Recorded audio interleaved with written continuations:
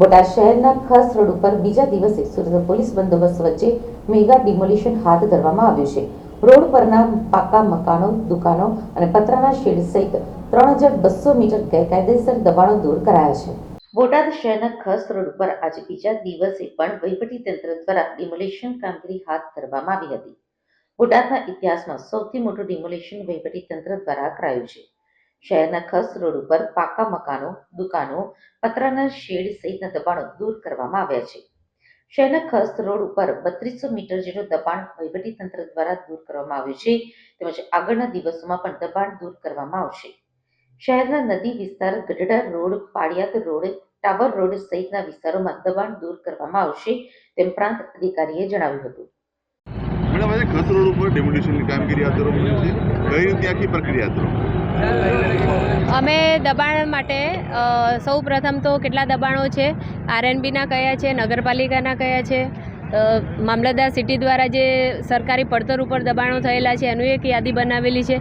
એવા જુદા જુદા જે દબાણો છે એની અમે એક યાદી તૈયાર કરેલ છે. એ યાદી મુજબ અમે એક રૂટ પ્લાન તૈયાર કર્યા છે અને મુજબ અમે ડ્રાઈવ કરીએ છીએ. અમે ગઈકાલ સવારે 11 વાગ્યાથી સાંજના 6 વાગ્યા સુધી અને આજે પણ સવારે 10થી અત્યાર સુધીમાં અમારી ડ્રાઈવ ચાલુ જ છે.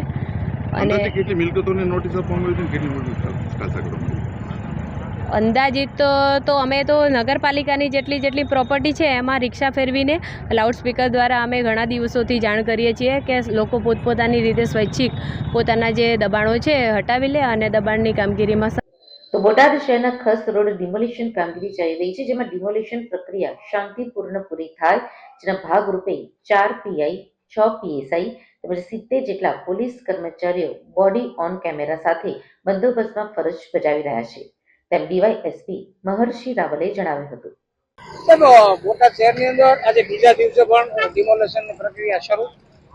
બોલે બંદોબસ્ત કેટલો બંદોબસ્ત હશે, શું કહેશો?